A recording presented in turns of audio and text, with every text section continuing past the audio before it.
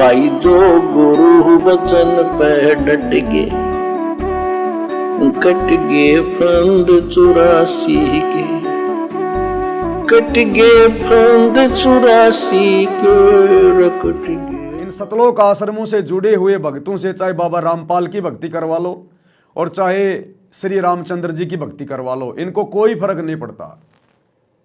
इनसे आप चाहे इन आश्रमों में भंडारे करवा लो, चाहे इनसे राम जन्मभूमि अयोध्या में भंडारा करवा लो, इनको कोई फर्क नहीं पड़ता।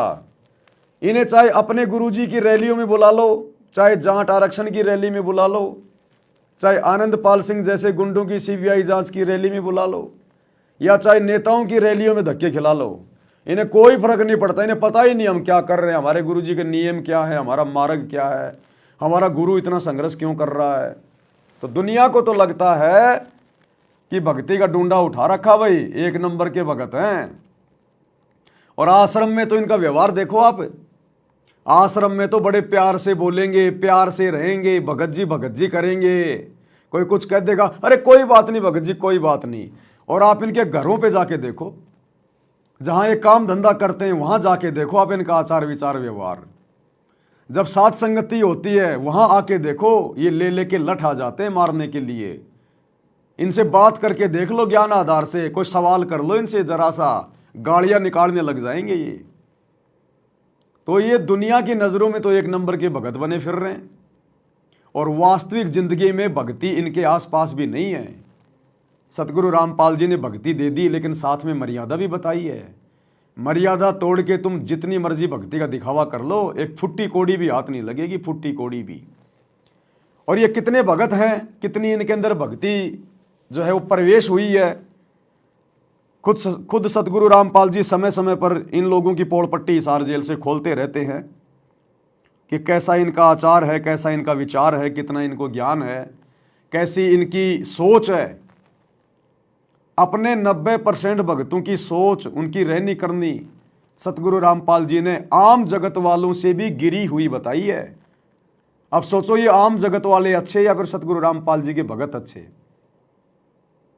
तो समय समय पर सतगुरु रामपाल जी सतलोक आश्रमों से जुड़े हुए भगत भाई बहनों की रहनी करने को भी दर्शाते रहते हैं, क्योंकि ये दिखावे की भक्ति नहीं है। तुम दुनिया के सामने जो 2 नंबर का काम करने वाले आदमी हैं, भक्ति के निकट भी नहीं है, सारा दिन उल्टे काम करते हैं, राजनीति में सड़ रहे हैं, उनको तुम पकड़ पकड़ के एमएलए को, मंत्री को, किसी ठेकेदार को, उनको तो तुम पकड़ पकड़ के हाथ जोड़ जोड़ के भंडारों में लेके आते हो। और अपने भगत भाई बहनों के साथ तुम्हारा व्यवहार कैसा है, आपका गुरु बता रहा है खुद क्या कह रहा है। थोड़ा सा सुख विचार करना होगा कि हम कौन है, कहां से आए। आपस में खेचातानी रखते हो अभी भी भगत हो गए।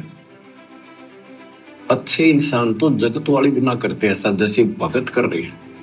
अच्छे इंसान तो जगत वाली गुनाह करते ऐसा जैसे भगत कर रहे हैं। अच्छे इंसान तो जगत वाली गुनाह करते ऐसा जैसे भगत कर रहे हैं। किसी को छोटी सी सेवा दे देते, कोऑर्डिनेटर बना दिया, वो ने सोचा मैं खुदा बन गया। और इतना शिक्षा तो बने, मजदूर बनो सीखो, मजदूर। और कई देखा है कि कोऑर्डिनेटर या जिसकी जो भी व्यवस्था लगाई जाए तो व्यवहार भी ठीक नहीं करते, धमकान लग जाते, फुरकान लग जाते।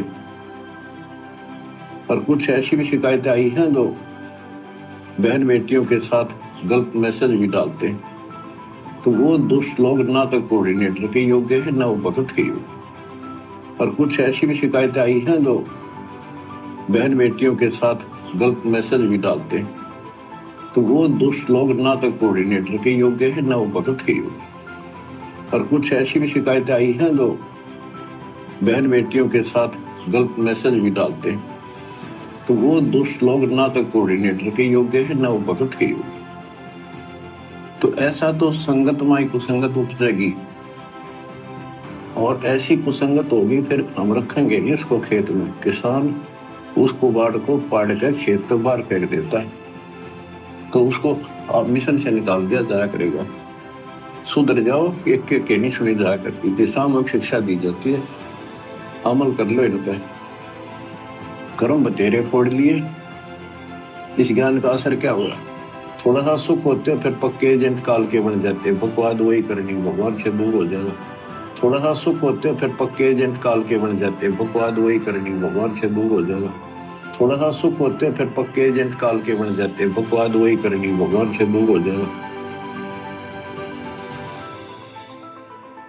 तो भाई और बहनों, हाथ कंगन को आरसी क्या, पढ़े लिखे को फारसी क्या। खुद सतगुरु रामपाल जी ने वर्तमान में हिसार जेल में बैठे बैठे सतलोक आश्रमों से जुड़े हुए जो कोऑर्डिनेटर हैं, उनका परिवार है, उनके व्यवहार के विषय में, उनके चरित्र के विषय में, और किस प्रकार से सब लोग मर्यादा तोड़ के काल की गोद में बैठे हैं, एजेंट बन के बैठ जाते हैं काल के, सब कुछ क्लियर कर दिया। 2 शब्द ही काफ़ी हैं सतगुरु रामपाल जी भगवान के मुख कमल से सुनने के बाद। तो इस भक्ति मार्ग में भक्ति का ढोंग नहीं चलेगा, दिखावा नहीं चलेगा। आपका जैसा आचार विचार व्यवहार संगत में है, वैसा ही आपका जगत में होना चाहिए। पतिव्रता वही होती है जो अपने घर पे रहे चाहे घर से बाहर रहे, उसके नियम मर्यादा, उसका आचार विचार व्यवहार नेक नीति एक जैसी होती है। तो इन आश्रमों में जाने वाले भक्तों की क्या स्थिति है, गुरुदेव ने अपने मुख कमल से बयान कर दी है। अब आगे ज़्यादा कुछ बताने की आवश्यकता नहीं है। करते रहो भंडारे, करते रहो ड्रामेबाजी, करते रहो, लगाते रहो पोस्टर देसी घी के। ये देसी घी खाने से सतलोक नहीं जाया जाता, ज़्यादा देसी घी खाने से दस्त भी हो जाते हैं, ये भी ध्यान रखना। तो जिस प्रकार ये दुनिया वाले जिन्होंने भक्ति में डूंडा उठा रखा है और लेना देना कुछ भी नहीं, इसी प्रकार सतगुरु रामपाल जी की 90% संगत जो आज उनकी गैर हाजिरी में सतलोक आश्रमों में जाती है, उनका परिवार है, कोऑर्डिनेटर हैं, ये कोई भी मर्यादा में नहीं है। ये चाहे कितनी भक्ति कर लो, भक्ति तो वैसे करते कहाँ हैं, खाली दिखावा ज़्यादा करते हैं। ये 0/0 है।